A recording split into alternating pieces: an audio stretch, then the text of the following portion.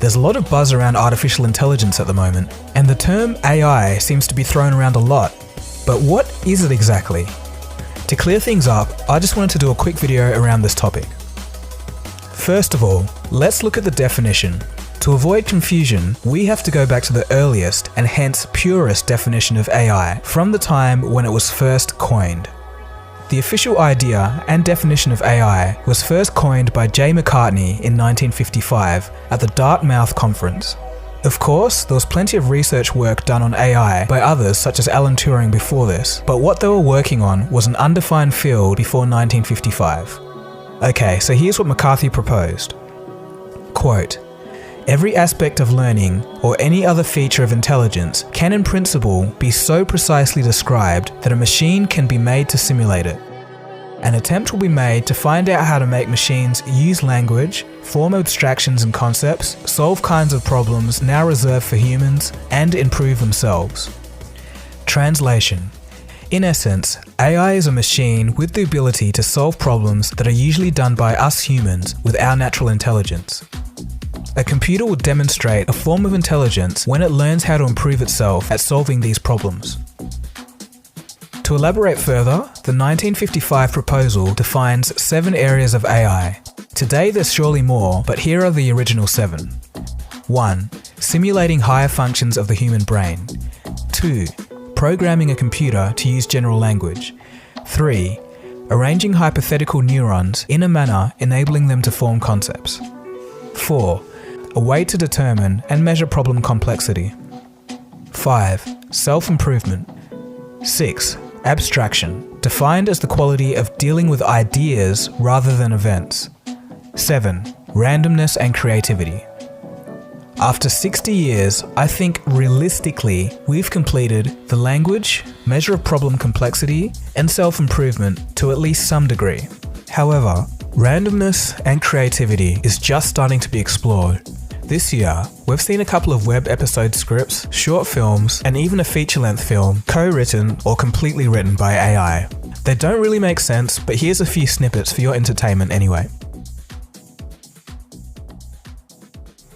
I need to leave, but I'm not free of the world. Yes, perhaps I should take it from here.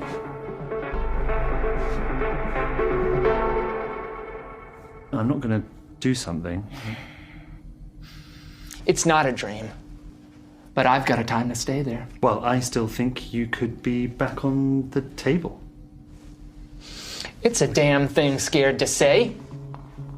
Nothing is going to be a thing.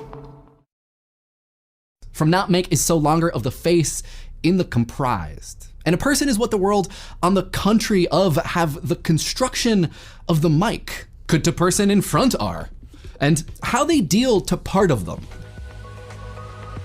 Okay, so in the definition, you heard the word intelligence. What is intelligence? Well, according to Jack Copeland, who has written several books on AI, some of the most important factors of intelligence are generalization learning. That is, learning that enables the learner to be able to perform better in situations not previously encountered. Reasoning. To reason is to draw conclusions appropriate to the situation in hand. Problem solving. Given such and such data, find X. Perception. Analyzing a scanned environment and analyzing features and relationships between objects. Self-driving cars are an example. Language understanding. Understanding language by following syntax and other rules similar to a human. Okay, so now we have an understanding of AI and intelligence. To bring it together a bit and solidify the concept in your mind of what AI is, here's a few examples of AI. Machine learning, computer vision, natural language processing, robotics, pattern recognition, and knowledge management. There are also different types of artificial intelligence in terms of approach. For example, there's strong AI and weak AI. Strong AI is simulating the human brain by building systems that think and in the process give us an insight into how the brain works.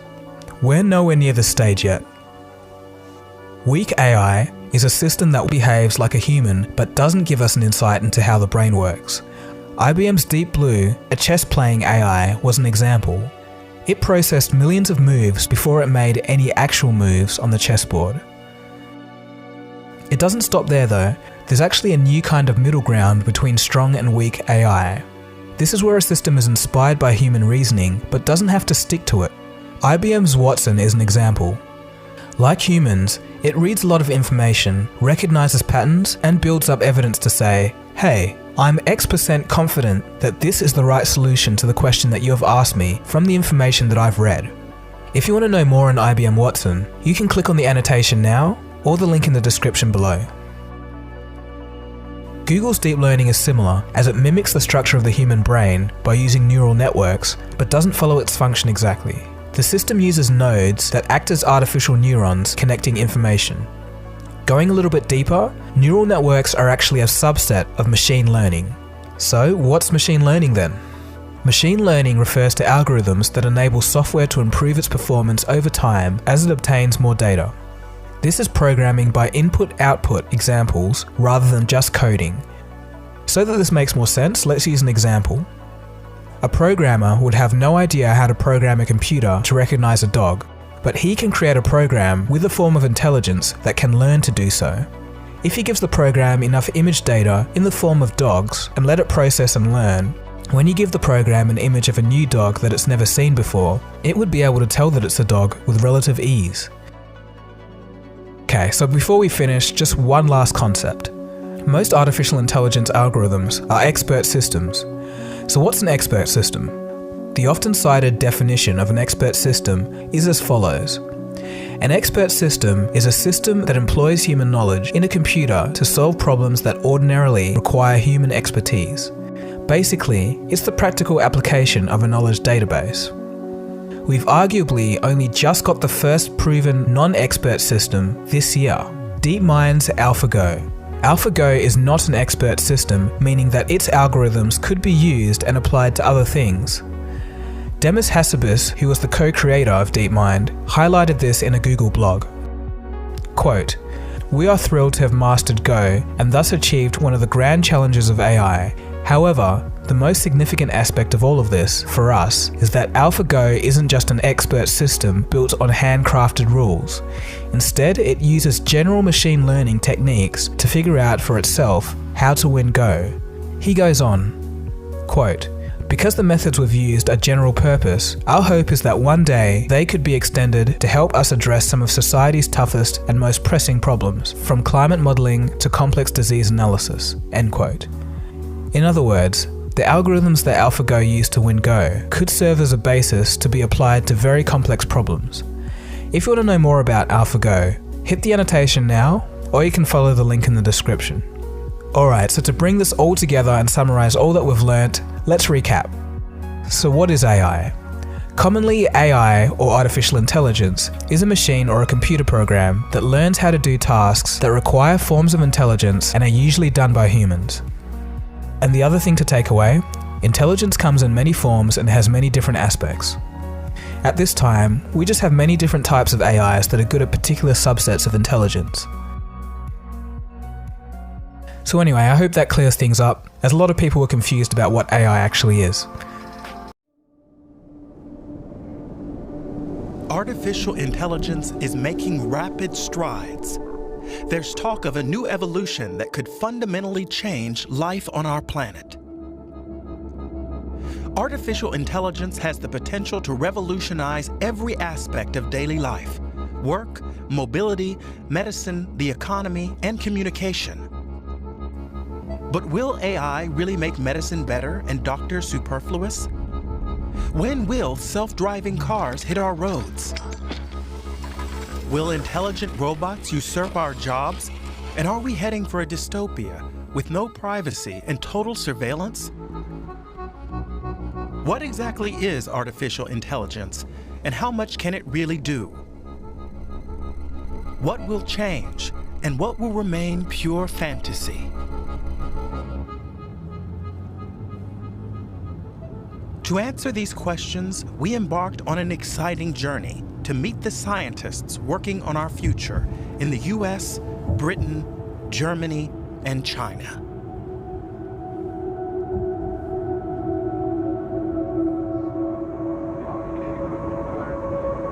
Wird fast wirklich aus westlicher Richtung kommend und Temperatur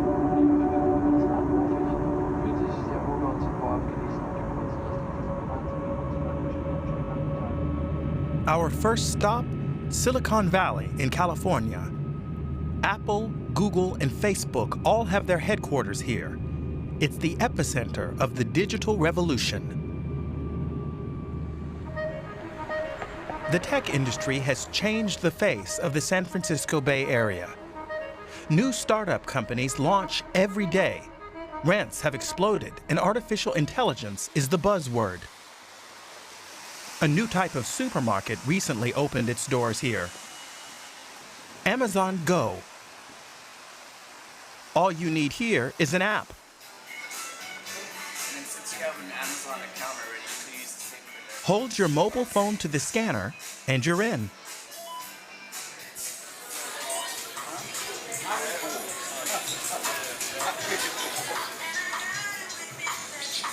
As Leonardo shows me Amazon's new menus and explains that the language assistant Alexa can help with the preparation at home, I'm under constant surveillance. Which shelf do I stop at? Which products am I interested in?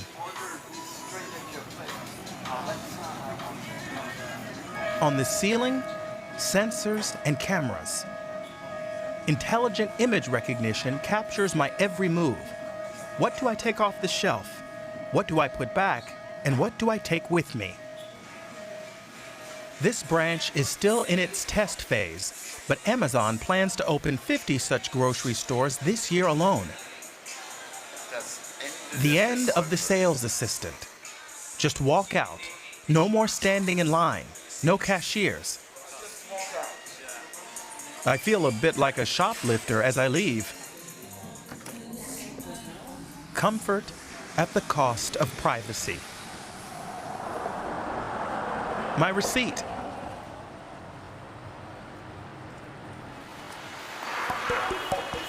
One block away, a robot cafe. Another test lab for the future. Order by app and touchscreen. The increasingly ubiquitous tools of trade.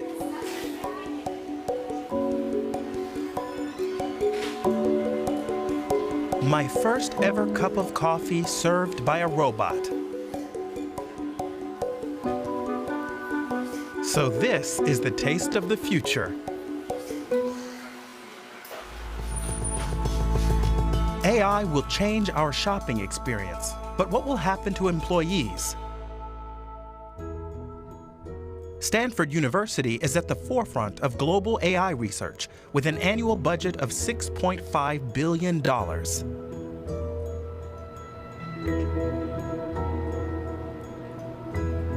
I want to know, how will artificial intelligence change medicine?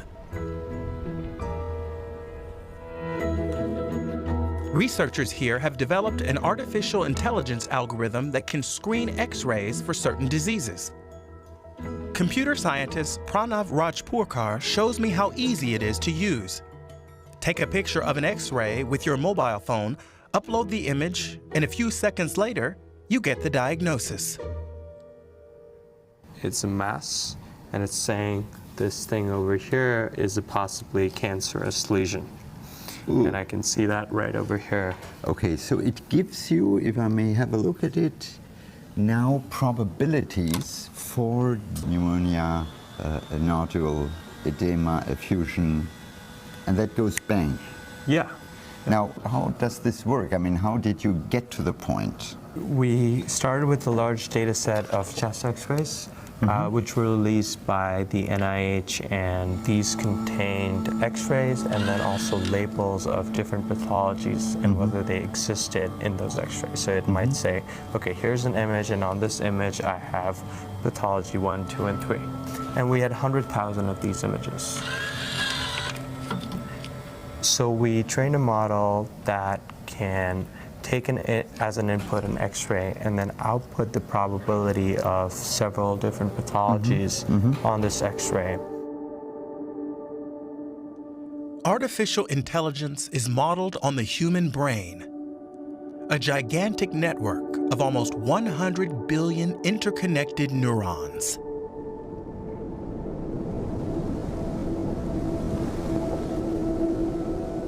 Put in very simple terms, this is how a brain cell works. Incoming impulses are passed in a domino effect from one neuron to the next.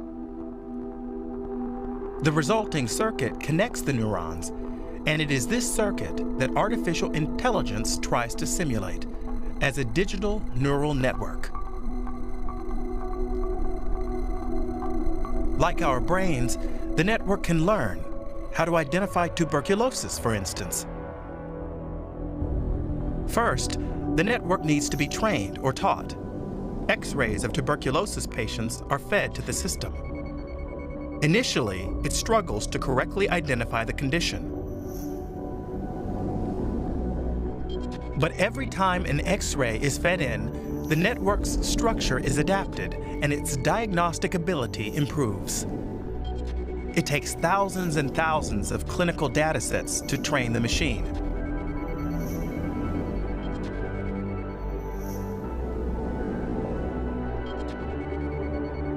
Only after the network is optimized in this way can it correctly identify an unknown X-ray.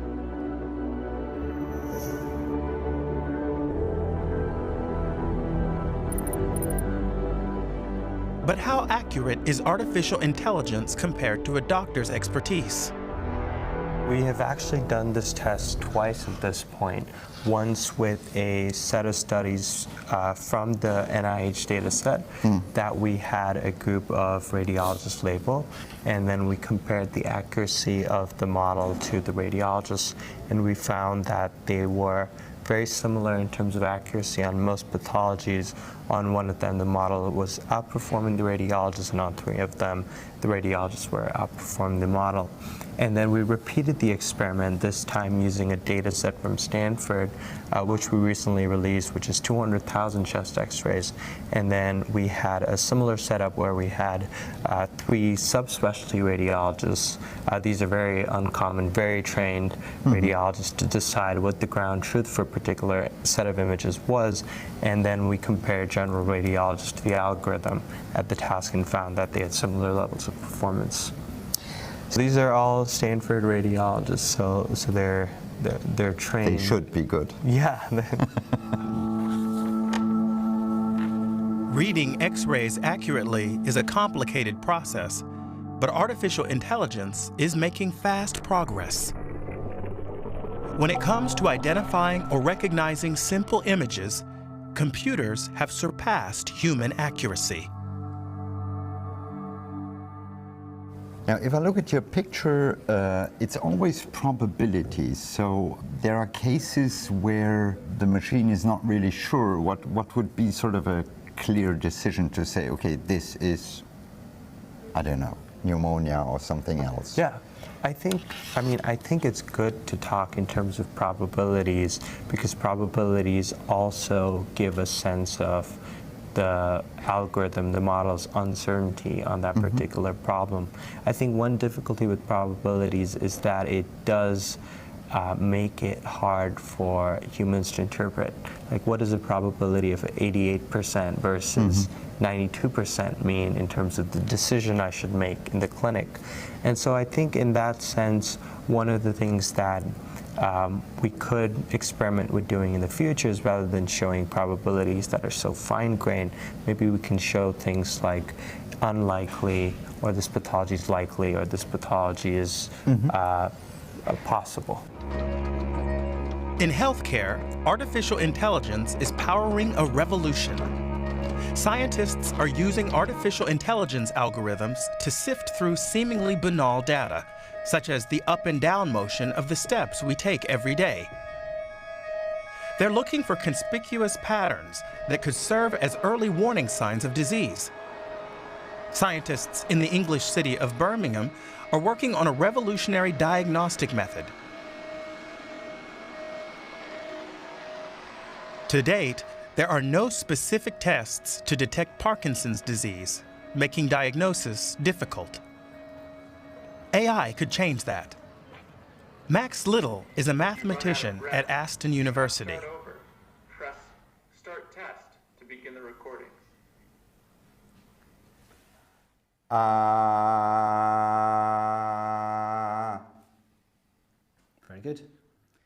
Voice changes can be an early indicator of Parkinson's. Max and his team collected thousands of vocal recordings and fed them to an algorithm they developed, which learned to detect differences in voice patterns between people with and without the condition. In a lab-based study of the recordings, the algorithm was able to correctly identify a Parkinson's diagnosis nearly 99% of the time. Max Little's work is an example of the far-reaching changes AI is bringing to the field of medicine. It's no longer just doctors who are using artificial intelligence to develop new diagnostic methods, but data scientists, programmers, and mathematicians like Max.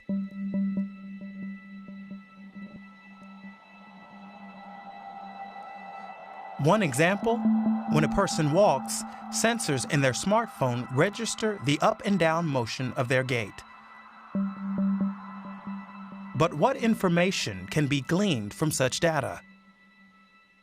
If we measured a pattern of someone's walking behavior, then someone who's healthy we might measure the accelerometer to look like that. Okay, so it's just the sort of movement he would have here. Yeah, their hips going up and down regularly, that kind of thing, along with their pace.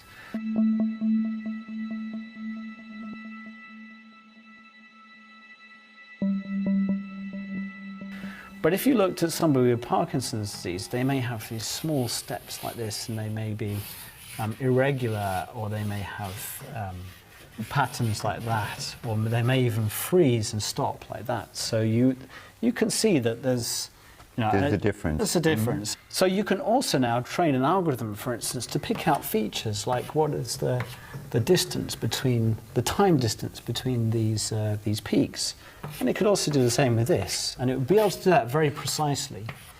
And by doing so, we may be able to measure, for instance, that here there's large variability between these. The advantage of the algorithm really comes when for instance, you might have somebody who measures a pattern which looks like this, and there might just be one small change, perhaps, that occurs, very, very, maybe not like that, but sort of, some very small variation. That's right, in the sequence of these, in the timing of these events. Even to a professional eye, because they don't have the level of precision, they may not be able to detect that this is outside of the normal range of variation. But of course, an algorithm connected to a high precision sensor will be able to determine that difference. And in this case, this person here may in fact have a precursor symptom of the disease.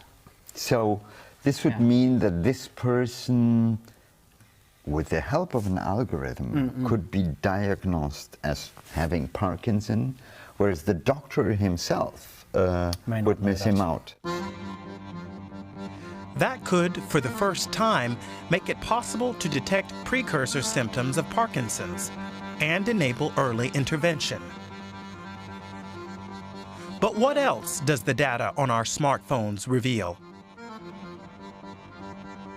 Right now, you have already apps tracking your so-called activity. Yeah. So in fact, the data might be already there. Well, the data potentially could be there, that's right, but there are ethics about whether we collect that kind of data and use it for these sorts of purposes. Clearly, we can't just collect this data and start diagnosing people. We should not. We should not, no, absolutely not. But we could. We could, but we really wouldn't want to. There are very good reasons not to do it. And there may be good reasons for doing it as well, but that's the kind of thing that needs to be worked through in a proper, regulated setting.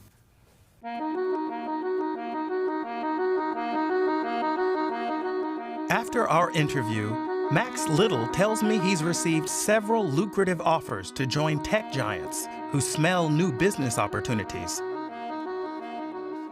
He turned them down. Artificial intelligence will undoubtedly improve doctors' abilities to detect and diagnose disease. But amid all the opportunities AI offers, there's an urgent need for regulation.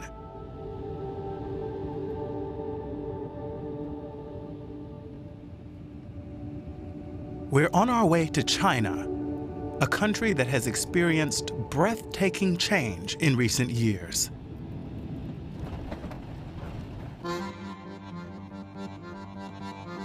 Its capital, Beijing, is buzzing. The whole country is hungry for progress and is on a fast track to the future.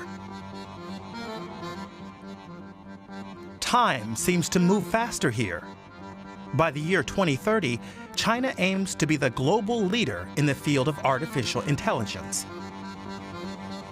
And there's a lot to indicate it will meet that goal, because the government has bankrolled subsidy programs worth billions of euros.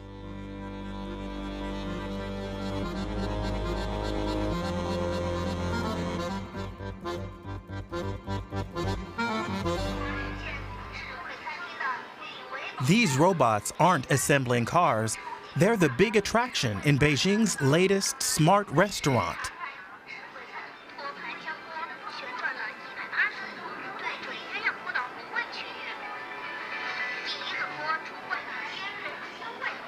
AI in the kitchen and automated waiters.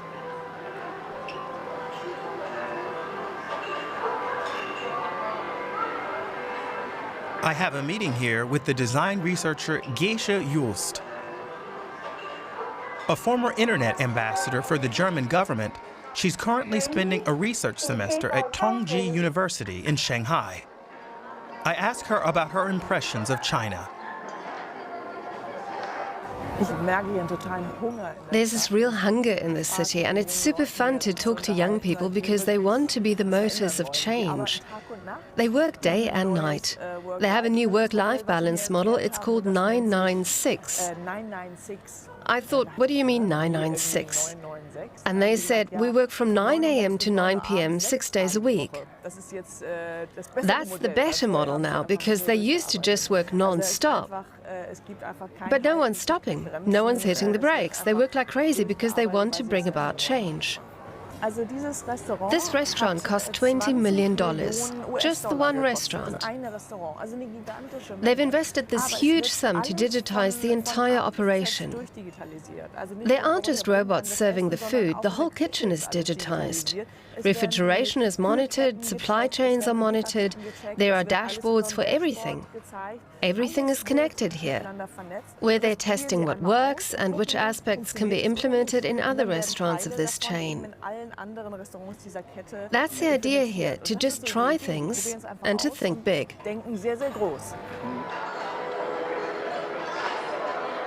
Hello. Hi.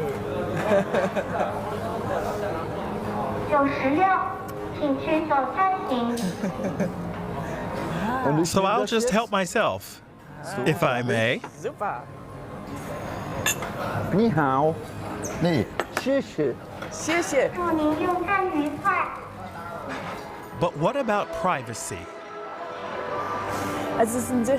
There's seen to be a trade-off between security and privacy.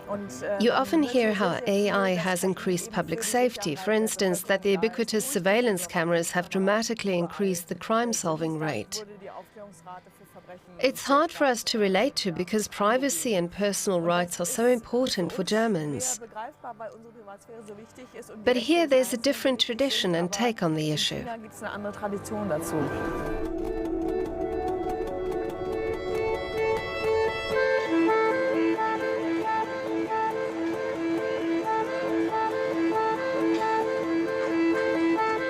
I'm fascinated by China, but it also puzzles me.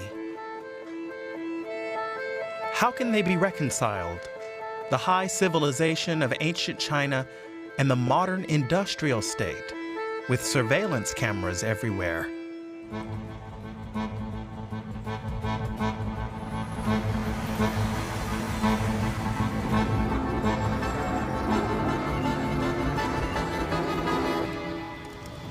The Longgang district in Shenzhen. In the heart of China's booming economic region north of Hong Kong, we visit the Smart City Control Center. A giant monitor displays the data of the entire district in real time. Numbers of new residents by neighborhood to plan schools, water supply levels, power outages. All this information is collected, compiled, and evaluated using artificial intelligence. The Showcase project was developed with Chinese tech giant Huawei. Chief engineer Chen Bangtai tells me the city now operates more efficiently. Okay. So what you're doing here is urban planning. Yes.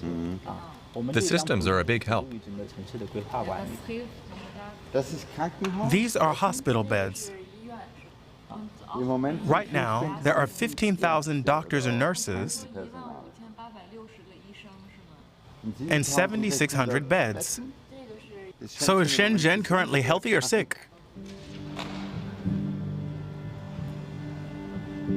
A smart surveillance system scans the entire city.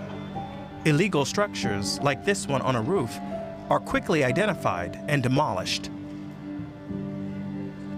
To me, some of this feels like the backdrop to a science fiction movie.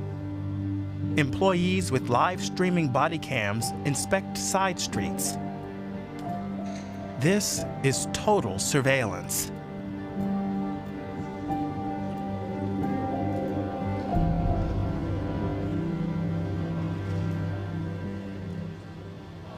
Chan shows me how cameras installed in restaurant kitchens even keep tabs on cleanliness. But doesn't the chef mind being monitored all the time? The system logs all the people who view the images. Anyone who looks at them without permission is punished. Total transparency for the purpose of progress. Chen says residents of Longgang district approve. Jaywalking is not allowed, and offenders are immediately identified. Look here. You jaywalk once, and right away your social credit score drops.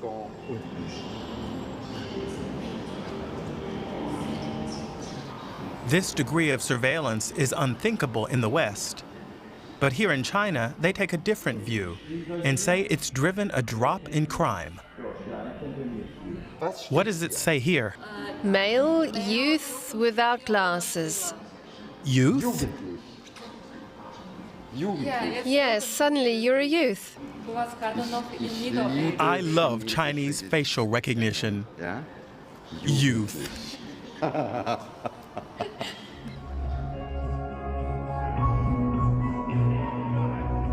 A transparent society in the interest of efficiency. Some of this appears useful, but do we really want to measure, control, and analyze everything just because it's technically possible?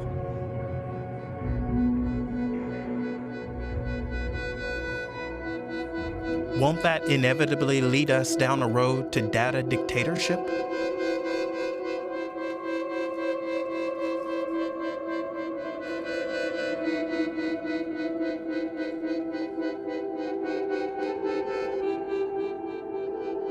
Maybe trust is better than smart control.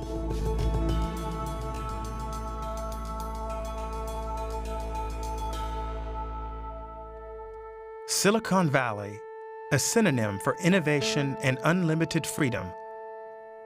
The biggest players in the field of AI are based here, but their headquarters are hidden behind inconspicuous low-rise buildings. Facebook. We use their services, entrust them with our data, but the company is impervious to the public. A selfie at the entrance gate is just about tolerated. Next door at Apple, the visitor center's 3D model of the campus is as close as non-employees can get to the new building. What's going on inside? It's all confidential. We want to visit Google here in California and requested an interview weeks before our arrival. But all we get are stalling tactics. Like these visitors, Google leaves us out in the cold. Apart from a small store, this is the only visitor highlight accessible to the public. These Android lawn statues are even a designated location on Google Maps. Welcome to Google. Google steht erneut im Visier der EU-Wettbewerbshüter. Facebook have refused to answer questions. Les personnels chez Facebook. The European Union handing Google a $2.7 billion antitrust fine. These companies command growing power over our daily lives and growing political influence. Google spends more than 6 million euros a year lobbying Brussels alone. The EU's Transparency Register lists more than 200 meetings with Google representatives since 2014. Google is the busiest lobbyist in Brussels.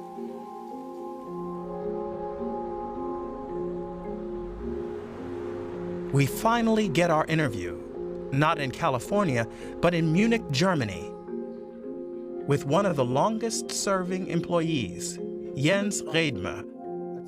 How important is AI for Google? AI is so important to us that 2 years ago, we rebranded our entire research division to Google AI. AI drives a significant part of our product development. AI, above all, drives a significant part of our efforts to improve the quality of our products. Take machine translation. Through the use of machine algorithms, we've seen faster progress over the last 2 years than we did over the entire previous decade. Society will undoubtedly be propelled forward by the implementation of these services and the use of AI in the years to come. What's key is that it's done responsibly, under the principles of transparency. We need to explain how things work, why they are needed, where people's data goes, how they can control it, how they can delete it, if they want to delete it or forward it. The user must have control. But what about technologies like Google Home, the smart microphone sitting in people's living rooms? Google Home isn't eavesdropping. There's a small chip on the device that listens out for the so-called hot word. It's waiting for the command, OK Google, or Hey Google, and only then is the microphone switched on to send a voice command or search request to the internet, the Google server. It then presents the result.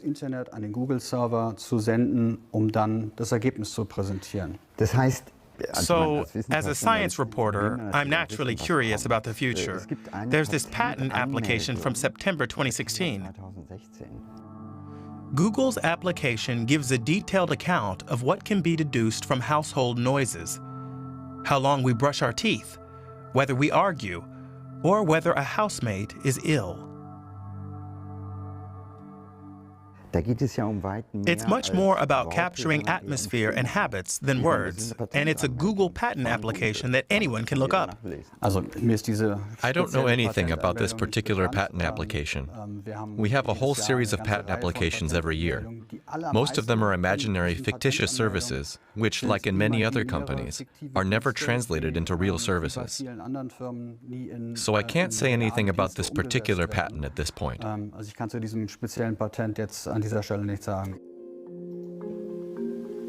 Patents for imaginary, fictitious services? Google's EU lobbying activities, at least, are unarguably real.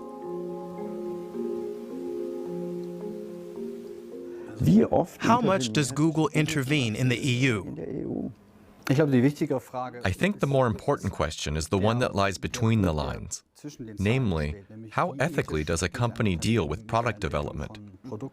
And we have set our own rules according to principles that guide our own actions, research and product development that also guides our business decisions.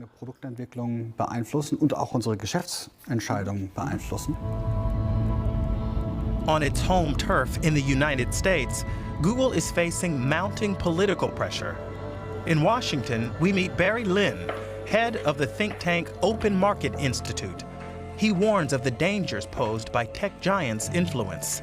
We need to know in our society that the people who bring information to the public sphere, who talk to the press, who talk to our representatives in Congress, that they represent their own selves, that they're speaking in their own name and not for someone else, that they're not stooges, that they're not puppets.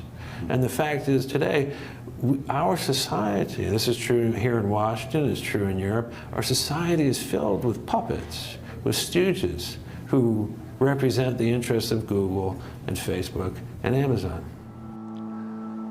Given big tech's monopoly power, calls for regulation are growing louder in Washington.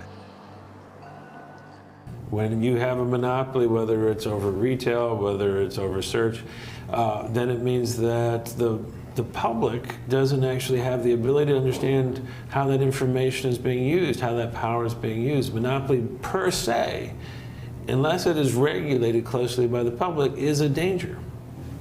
Google means to take over the world. They mean to direct our thoughts between person and person, our communications between person and person, our dealings in business between person and corporation. They mean to direct everything that they can. They want to know what's going on in our thermostats in our houses. They want to know what we're watching on TV. They are at a level of hubris that even the Stalinists could never have imagined pushing for. Google, Facebook, Amazon. Will the influence of tech giants continue to grow? What can be done to rein in their monopolies? One thing is clear. Artificial intelligence is consolidating their grip on power. There's an urgent need to rethink antitrust policy. Mobility is another area in which AI is powering the march of innovation. In the near future, it could put self-driving cars on city roads. But how realistic is this vision? We've come to Boston, to the prestigious Massachusetts Institute of Technology. Sertaç Karaman is a leading expert in the field of self-driving cars. He and his team are working on prototype autonomous vehicles.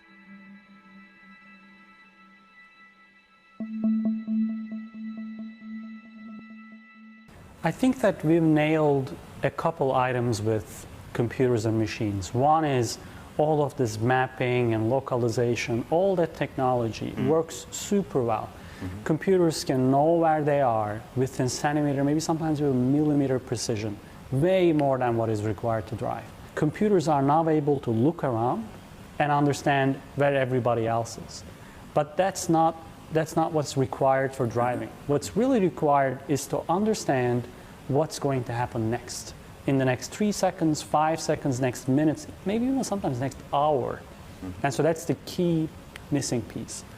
And I think the problem there is that right now, it's very hard for you to describe to me how you understand whether or not a person is going to use the sidewalk or is going to use the crosswalk and cross the street.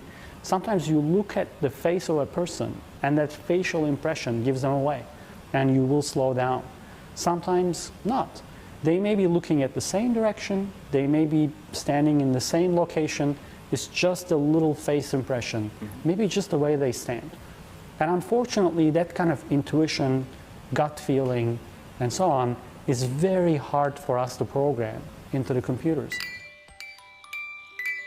It works in a simple lab environment, but in real-life settings, the algorithms are still totally out of their depth. Not that that bothers advertisers.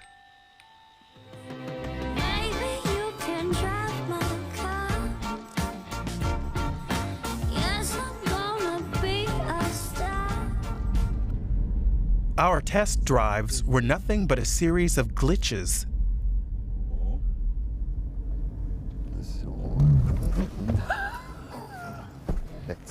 An inexplicable emergency stop, and another one on the second attempt.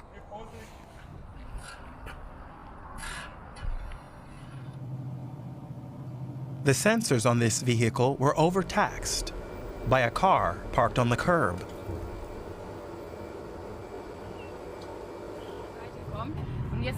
And here, this smart car overlooked a car veering into our lane.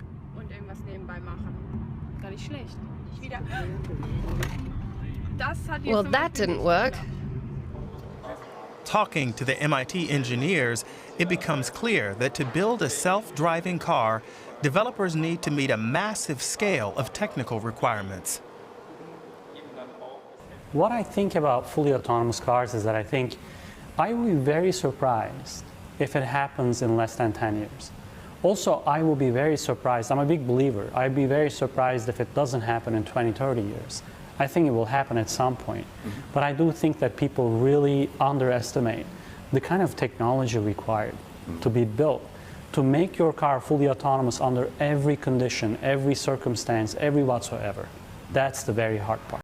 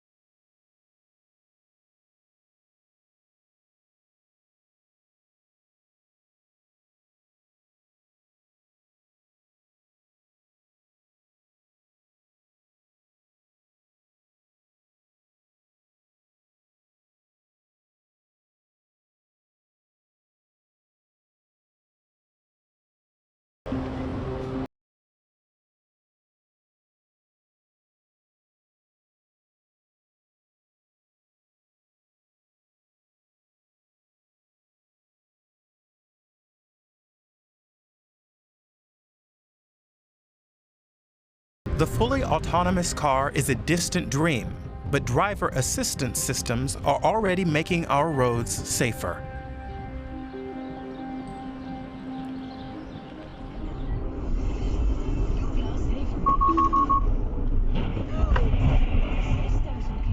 An accident filmed from a car equipped with emergency brake assist. The sequence of events can be assessed in slow motion. The red vehicle ahead overlooks the upcoming traffic jam. No brake lights appear. But the distance sensor in this car registers the jam, brakes, and prevents a further collision. But which principles should guide decisions made by technology in an accident situation? In recent years, MIT's Media Lab has been addressing the ethical questions raised by artificial intelligence. What moral compass should future smart devices refer to?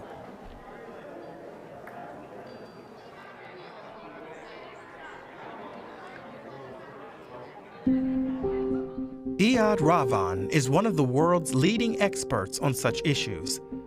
He and his team developed a survey called The Moral Machine to explore ethics for programming autonomous vehicles, like in the event of an accident.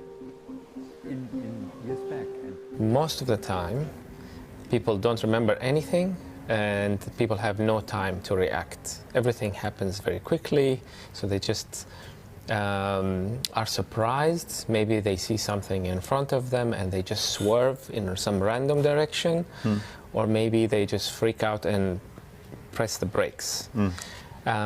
So you cannot expect a human being to do the right thing. in that small exactly in such a small time scale, unless they made a decision beforehand, like did they drink and drive, or did they know that they were going to cross a red light, then you blame them. But otherwise you can't really blame the human.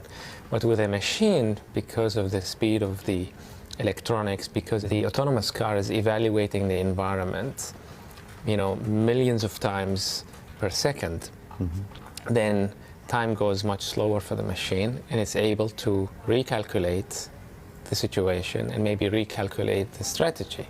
And this is where we can make a potentially better judgment than whatever random choice the human used to make in this situation. Now, what is better, though, is a very interesting question, and it's not obvious. And let's see a case where we have people versus people. So now we have the vehicle has two people inside of it. Okay. And it's going to either swerve and hit the barrier, so the people will die in the car, or the car will go straight and kill the pedestrians. The pedestrians who are crossing illegally, but they're also women. And these the people in the car are males. So now it gets very complicated very quickly. Should you prioritize women over men, or should everybody be the same? Should you prioritize pedestrian over passenger or not? Should you take into account the fact that people are crossing illegally in this case? Okay. So as you can see, once you have multiple dimensions, it becomes not obvious what the right thing to do is. A or B? Who should die? The elderly lady crossing on red? Or the child in the self-driving car? What choice should the algorithm make? EAD's online survey presents respondents with various scenarios, each with its own unique dilemma. Respondents are then asked to choose how they would want an algorithm to decide. So as a result, we have 40 million decisions, and they're still counting, from people all over the world. And it enables us to start analyzing what do people agree on, but also how do they differ.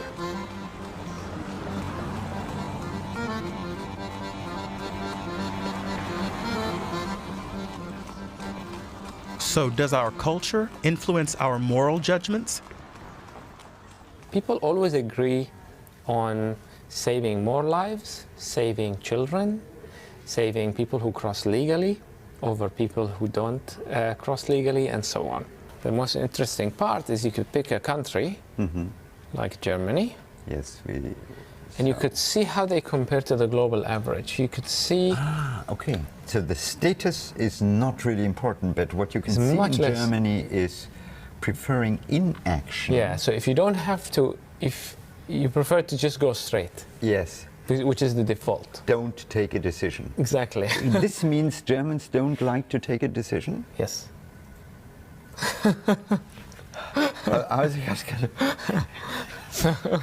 Germans don't like, also Augen zu und durch, you say. Close your eyes and go. And just go. So this means, in other words, you can see a bit the acceptance of technology taking a decision, and the more you say inaction means well, the car goes straight. Yeah. Okay. Fate. A comparison of Germany and France reveals cultural differences. The French tend to favor sparing women, and there's a stronger focus on children.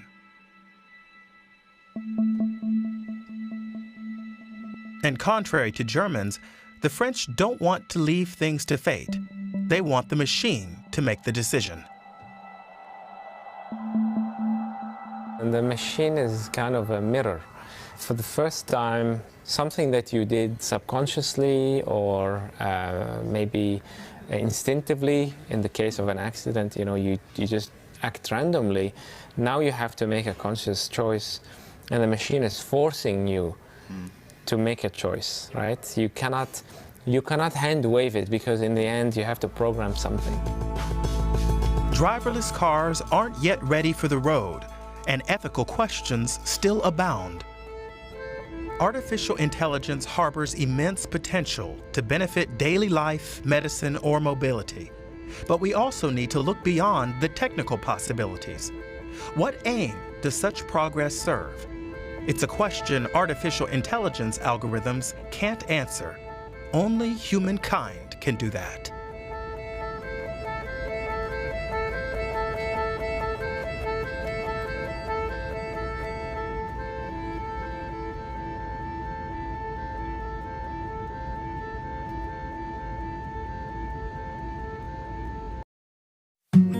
Thank you.